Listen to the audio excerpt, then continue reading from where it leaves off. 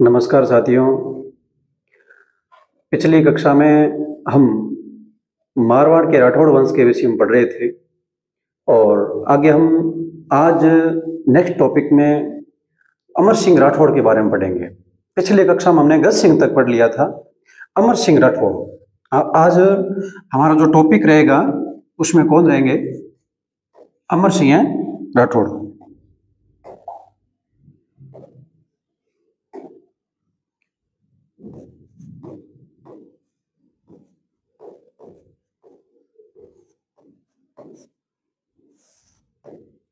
अमर सिंह राठौड़।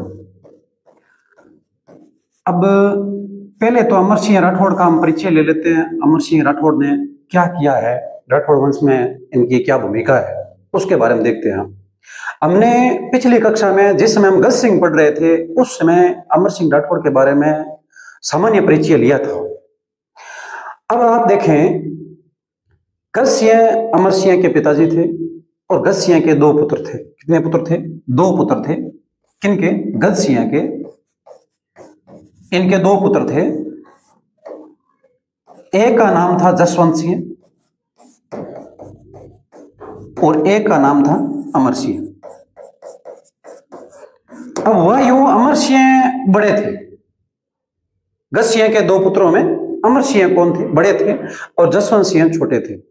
मैंने आपको पिछली कक्षा में बताया कि गज सिंह के एक पासवान थी जिसका नाम था अनारा, और इसके बेखावे में आके गज सिंह क्या करते हैं, अमर सिंह को, ये भी इनका वास्तविक उत्तराधिकारी है, जिनको उत्तराधिकार से वंचित करके और जसवंत सिंह को उत्तराधिकार की घोषणा कर देते हैं, उत्तराधिकारी बना देते हैं। कि गज सिंह ने घोषणा कर दी कि मेरे बाद में यदि कोई शासक बनेगा तो कौन बनेगा? जसवंत सिंह। मैंने पीछे इस संबंध में कुछ कहानी बताई थी कि एक समय क्या था कि गज सिंह और अनारा दोनों क्या थे, जो बैठे थे पलंग पर, और उसी समय अमर सिंह और जसवंत सिंह की एंट्री होती है। अब जसवंत सिंह और अमर सिंह की एंट्री होती है तो क्या होता है, अमर सिंह थोड़े स्वभाव में कुछ दबंग थे और अटीले थे। तो जसवंत सिंह ये छोटे थे, ये तो क्या करते हैं, गज सिंह और अनारा के दोनों के पैर छूते हैं और बाहर निकल जाते हैं।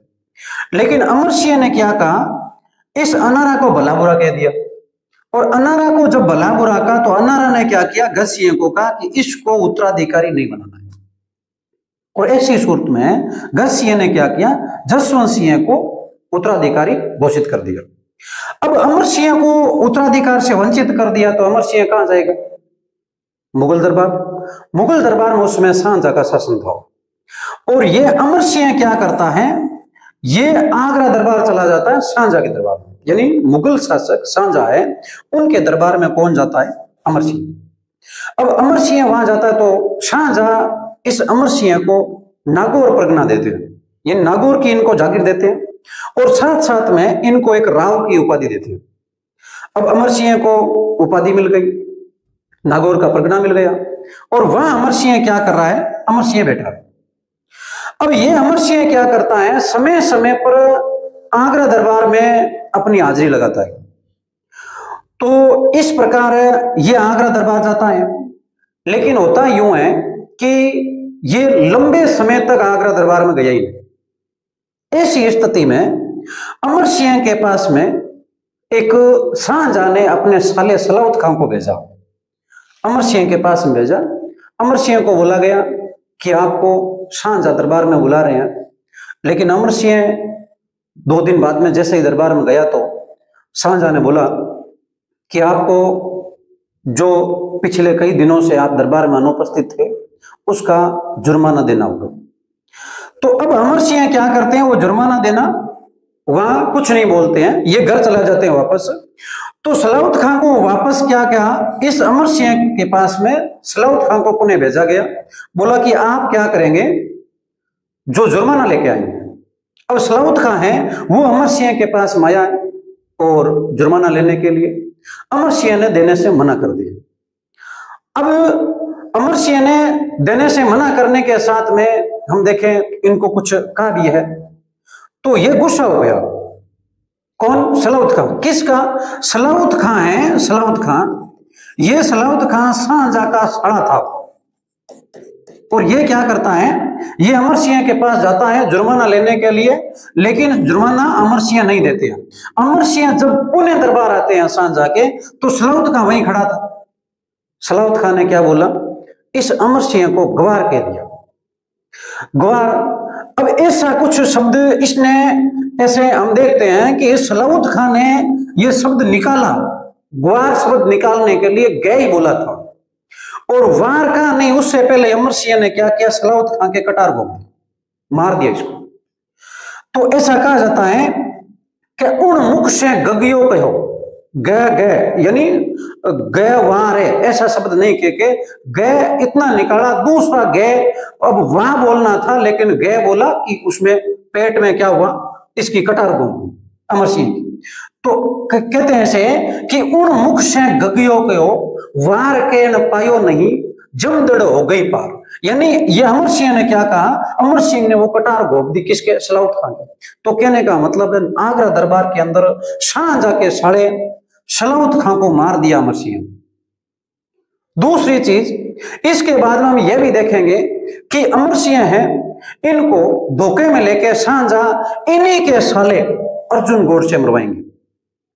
उसके बाद में यह भी देखेंगे जिस समय इनकी हत्या करवा दी जाएगी तो अमर सिंह क्या करेंगे। अब अमर सिंह की हत्या हो गई तो इनके परिवार वाले या राठौड़ जन है, इनका जो अंतिम संस्कार करने के लिए इनका शव तो लेके आएंगे। लेकिन शाहजहां ने क्या कहा, जो अपनी मेल था उस मेल की ऊपरी दीवार पर इसका शव रखवा दिया। बोला किसकी हिम्मत है कि यहां से शव ले जाए। तो एक हम देखते हैं बल्लू चंपावत नाम आता है, बल्लू, वह बल्लू सिंह ने क्या कहा है, इसका अमर सिंह, जो अमर सिंह का मित्र था बल्लू, बल्लू ने क्या कहा, उस शव को लाने की अपनी हामी भरी है, बोला मैं लाऊंगा। और इनका जो अमर सिंह का जो शव है अंतिम संस्कार करने के लिए बल्लू सिंह लेके आए। अब अमर सिंह का दूसरा एक योगदान छोटा सा है जो मतिरे की राड़ के रूप में प्रसिद्ध है। मतिरे की राड़ आपने नाम सुना होगा। मात्र एक मतिरे के लिए एक युद्ध हो जाना, 1644 की बात है। बीकानेर और नागौर के शासकों के मध्य क्या हुआ, युद्ध हुआ, केवल मात्र एक मतिरे को लेकर बात है 1644 की। अपने पास में देखते हैं एक शीलवा गांव है, और इधर जो शीलवा गांव नोखा क्षेत्र के अंदर आता है, और नागौर का एक जाखणिया गांव। इस दोनों की गांव की सीमा लगती है, और इस दोनों गांवों की सीमा पर क्या हुआ, किसान हैं वो दोनों ही क्या हुए, एक मतिरे को लेके विवाद में फंस गए। बताया जाता है कि मतिरा है, उसकी बेल है, एक दूसरे किसान के खेत है, और वो सीमा पार करके दूसरी तरफ चली गई, और दूसरी तरफ जाके क्या हुआ, उस बेल के मतिरा लगा, और वो किसी अन्य मान लो दूसरे, जैसे कि मान लो बीकानेर की बेल है, नागौर वाला मतिरा खा जाते हैं, या नागौर वालों की बेल है और मतिरा कहाँ लगता है, बीकानेर में आके, और वैसे क्या हो जाता है, बीकानेर वाले खा लेते हैं। कहने का मतलब है सीमा पर जैसे ही मान लो कि ये अब एक दोनों राज्यों की सीमा, यहां एक बेल लगती है, और ये बेल क्या करती है, इस मेड़ को पार करके उधर साइड में जाती है, और मान लो यहां पर क्या लग जाता है, मतिरा। अब ये मतिरा क्या कर देते हैं, मान लो ये वाले शासक खा जाते हैं, तो ये दोनों ही क्या करेंगे, अब आपस में युद्ध करेंगे। ऐसी एक लड़ाई हुई थी 1644 में, जिसको मतिरे की राड़ बोलते हैं। तो उसके बारे में भी हम अध्ययन करेंगे।